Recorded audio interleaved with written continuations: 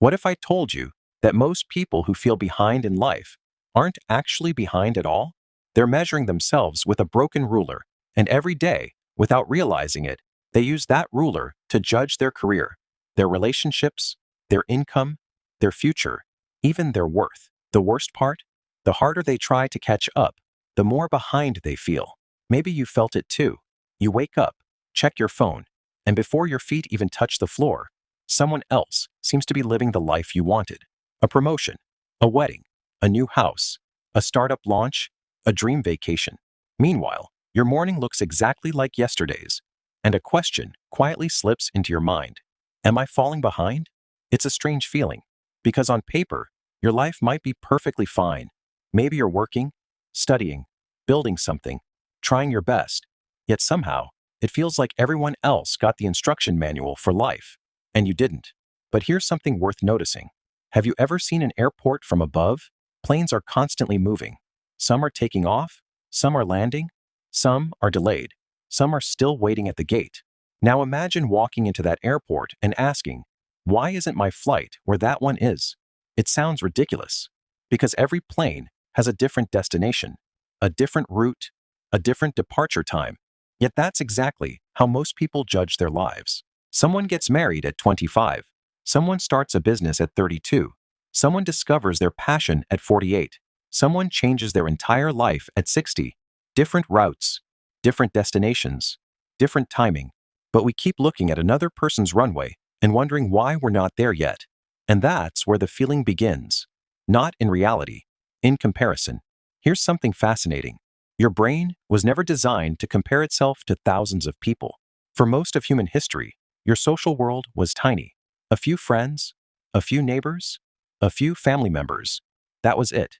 Today, before lunch, you can compare yourself to a millionaire entrepreneur in California, a fitness model in Miami, a 20-year-old creator in London, a software engineer in Toronto, and a couple traveling through Italy, all before you've finished your coffee.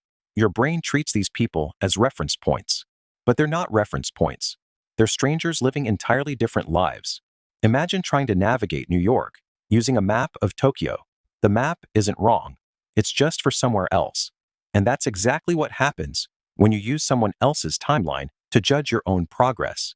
But the story goes deeper, because feeling behind isn't really about other people. It's about expectations. Think back to when you were younger. You probably imagined that by now you'd have things figured out. A stable career, confidence, direction, maybe even happiness. You thought there would be a moment when everything finally clicked. A moment when you'd arrive, but then life happened, and arrival never came. Instead, every milestone revealed another milestone. Every achievement created another target. Every finish line became a starting line.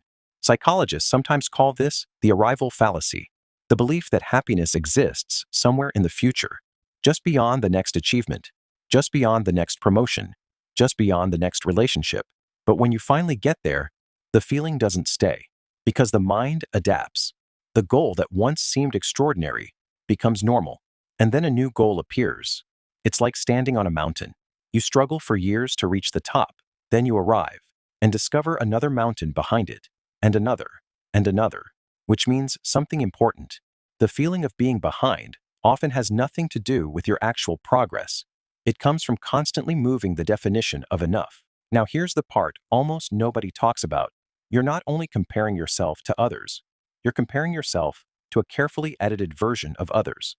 You see their victories, not their doubts. You see the engagement photo, not the relationship problems. You see the promotion, not the years of rejection.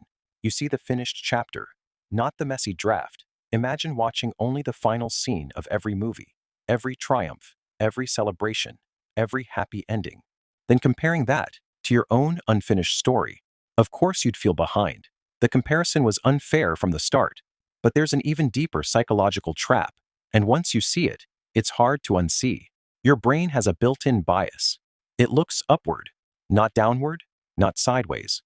Upward. You rarely compare yourself to people who have less. You compare yourself to people who have more. More money, more success, more status, more recognition, more certainty.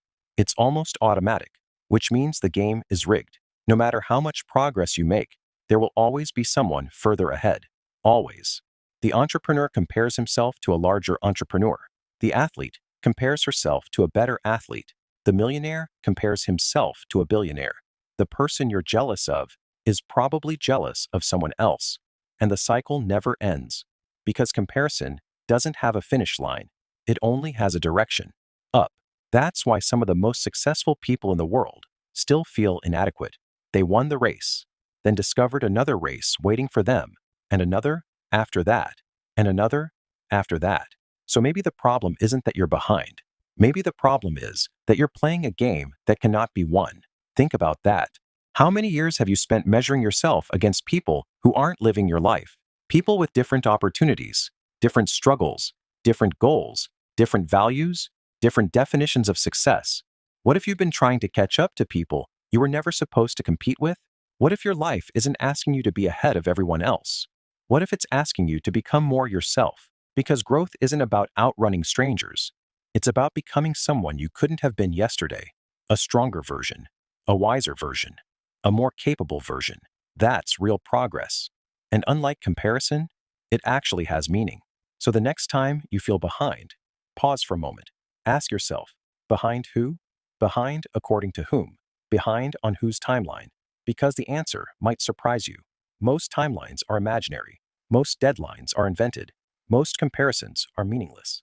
And most people who seem ahead are simply standing in a different chapter of a completely different story. One day, you'll stop worrying about being behind. Not because you finally caught everyone, not because you became the most successful person in the room, but because you'll realize something strange. Nobody was running the same race. The people you envied, the people you compared yourself to, the people you thought were ahead, they were all walking different roads. And while you spent years looking sideways, your own life was quietly waiting for your attention.